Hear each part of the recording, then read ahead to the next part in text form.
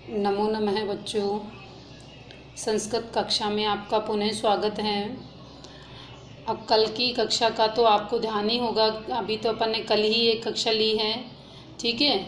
अब उसमें बताइए मुझे कौन कौन से रूप थे। चलो मैं ही बता देती हूँ, रमा शब्द और लता शब्द। बहुत सारे बच्चों ने मुझे आंसर भी दिए, वेरी गुड बेटा। इसी तरह से हम कार्य करते रहेंगे।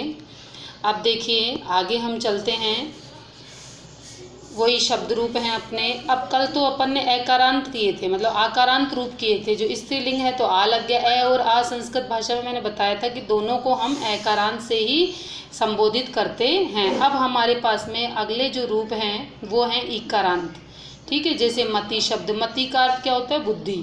जैसे अपन कहते हैं ना कई बार कि देखो इसकी मति खराब होगी। अब मति का अर्थ अब आप लगा सकते हैं अंदाजा क्या हो सकता है? बुद्धि। मति का अर्थ क्या होता है?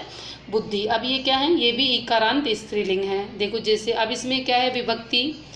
विभक्तियाँ वही सेम मैंने आपको बताई थी। विभक्तियाँ कितनी होती हैं? 7। एक कौन होता है? संबोधन, ठीक है। संबोधन क्या होता है? किसी को बुलाने के लिए। जैसे मान लो अब अपन ने मान लो किसी को नमस्कार किया तो जी नमस्ते ऐसे बोलते ना, तो ये क्या हो गया? संबोधन हो गया है, ठीक है बेटा। अब देखिए आगे, एक वचन, वही अपने वचन होते हैं। एक वचन, एक व्यक्ति के लिए एक वचन, दो के लिए द्विवचन और बहुत सारों के लिए बहुवचन, ठीक है। अब देखिए शब्द रूपों के अंतर्गत प्रथमा विभक्ति का एक वचन देखिए मति में क्या होगा? मति शब्द प्रथमा विभक्ति का एक वचन होगा मति ही। मति, मतय प्रथमा, ये बहुवचन हो गया इसका, ठीक है। थोड़े से चेंज है ये, कल तो एकारांत थे आज इकारांत थे, थोड़ा सा परिवर्तन तो होगा ही ना।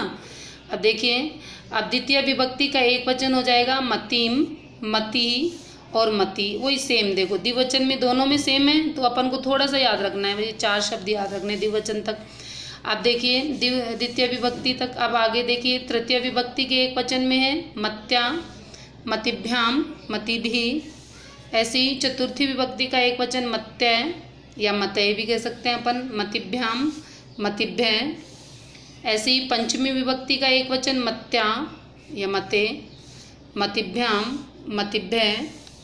ऐसे ही षष्ठी विभक्ति का एक वचन मत्याः, मते, मतयो, मतीनाम, ठीक है।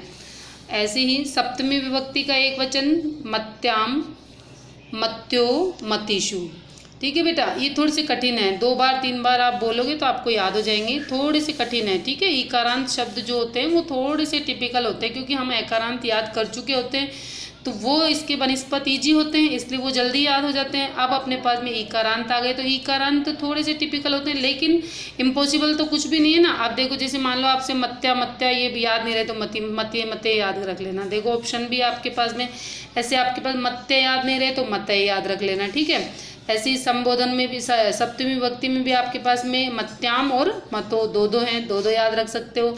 वही सेम आप चाहे इसको इस तरह से स्टैंडिंग याद रख सकते हो, है ना, चाहे आप इसको स्लीपिंग याद रख सकते हो, कैसे भी याद रख सकते हो, ठीक है। देखो ये इसको तो कहते हैं स्टैंडिंग लाइन, मतलब खड़ी हुई लाइन, और ये आपकी क्या है? स्लीपिंग लाइन है, ठीक है बेटा।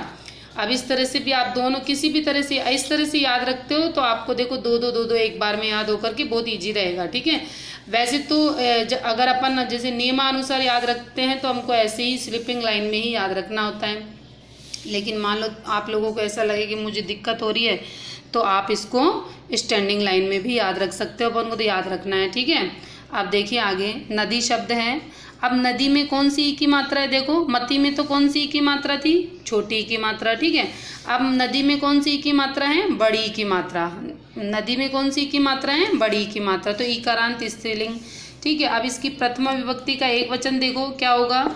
प्रथमा विभक्ति का एक वचन होगा नदी, नधो और नधय, ठीक है। ऐसे ही द्वितीय विभक्ति का एक वचन नदीम, नधो, नदीदित्या, नद्धा, नदीभ्याम, नदीभि तृतीया, नद्दै, नदीभ्याम, नदीभ्य चतुर्थी, नद्धा, नदीभ्याम, नदीभ्य पंचमी।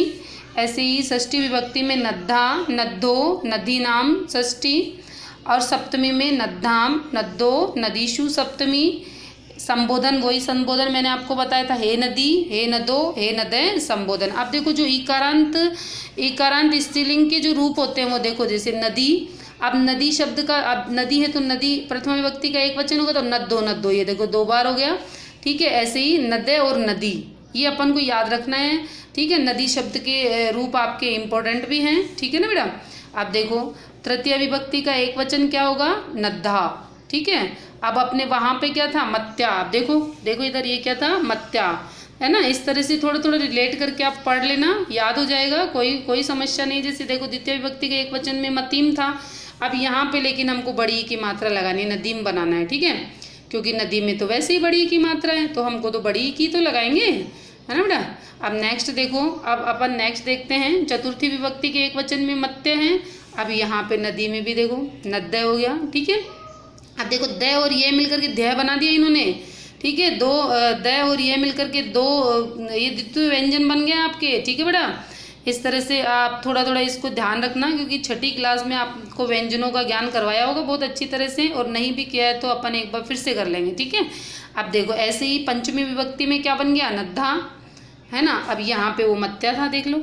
अब षष्ठी विभक्ति का एक वचन मत्या, तो अब यहाँ पे भी क्या है, षष्ठी विभक्ति का एक वचन नद्या है, ठीक है। तो हम इनको ऐसे याद रख सकते हैं। देखो मत्यो, ऐसे ही नद्धो, ठीक है, नद्धो मत्यो, है ना। इस तरह से हम इनको याद रख सकते हैं, ठीक है। और संबोधन में अपन को वैसे तो देखो ये कहते हैं संबोधन के अंतर्गत प्रथमा विभक्ति को रिपीट करना होता है, लेकिन अपन जैसे मान लो किसी को आवाज़ लगा रहे हैं तो जोर लगा करके तो आवाज़ लगाएंगे नहीं। अब जोर नहीं लगाएंगे तो बड़ी की मात्रा भी नहीं आएगी। तो हमने क्या बोला, हे नदी, तो छोटी की मात्रा आ गई, हे नधो, तो अब अपन ने ये देखो ये देखो ये प्रथमा का रिपीट हो गया ना यहाँ पे देखो, और हे नद्य, ठीक है।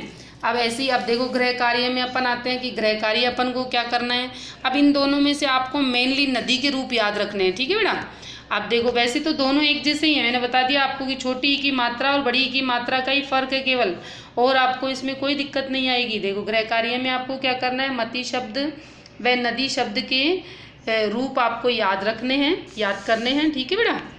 और बस रिपीट कर लेना, बार बार पढ़ लेना, पढ़ने से ही आपको याद हो जाएंगे, और कोई समस्या नहीं है, केवल पढ़ने मात्र से ही आपको याद हो जाएंगे। आप प्रश्न देखिए, अधोलिखितानाम शब्दानाम निर्देशानुसारम रूपम लिखित है। मति शब्द प्रथमा विभक्ति का एक वचन आप यहाँ से निकाल सकते हो, ये मति शब्द प्रथमा विभक्ति का एक वचन मति ही, ठीक है। ऐसे ही मति शब्द द्वितीय विभक्ति का बहुवचन, अब ये मति शब्द है, ये द्वितीय विभक्ति है, और ये मति ही, ये बहुवचन हो गया, ठीक है। ठीक है, ऐसे ही मति शब्द चतुर्थी विभक्ति का एक वचन, ये लो मति शब्द चतुर्थी विभक्ति का एक वचन गाएं, बताओ कौन सा होगा। मत्य भी कर सकते हैं और मतय भी कर सकते हैं, हम दोनों कर सकते हैं। ऐसे ही मति शब्द षष्ठी विभक्ति का बहुवचन, ये मति शब्द ये षष्ठी विभक्ति, और इसका बहुवचन कौन हो जाएगा, ये लो मति नाम हो गया, ठीक है।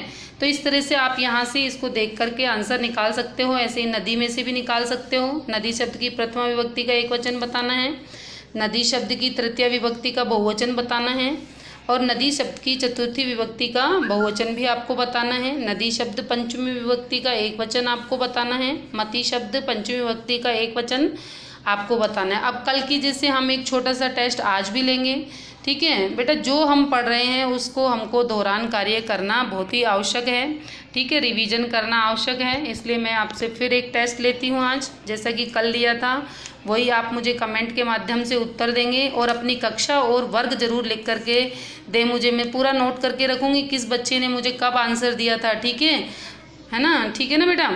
चलो यही अपना होमवर्क है, और इसी तरह से आपको मुझे करके दिखाना है। अब देखिए टेस्ट में क्या है आपके लिए।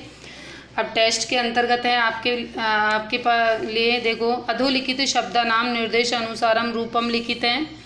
मति शब्द की द्वितीय विभक्ति का द्विवचन आपको निकालना है, वहीं से आप देख के निकाल सकते हो, ठीक है। लेकिन आपको उत्तर लिखना है, आपको लिखना जब भी आएगा जब आप उसको काम में लोगे, प्रयोग में लाओगे, ठीक है बेटा। अब मति शब्द प्रथमा विभक्ति का एक वचन में आपको बताना है, मति शब्द चतुर्थी विभक्ति का द्विवचन आपको बताना है, मति शब्द षष्ठी विभक्ति का बहुवचन आपको बताना है, नदी शब्द प्रथमा विभक्ति का एक वचन आपको बताना है, नदी शब्द तृतीय विभक्ति का द्विवचन आपको बताना है, नदी शब्द चतुर्थी विभक्ति का बहुवचन भी आपको बताना है।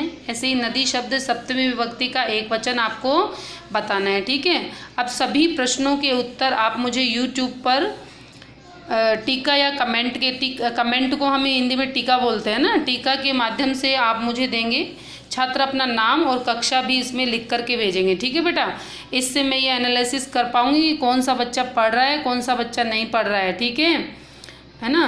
और बिल्कुल घर से बाहर नहीं निकलेंगे, घर में रहेंगे, सुरक्षित रहेंगे।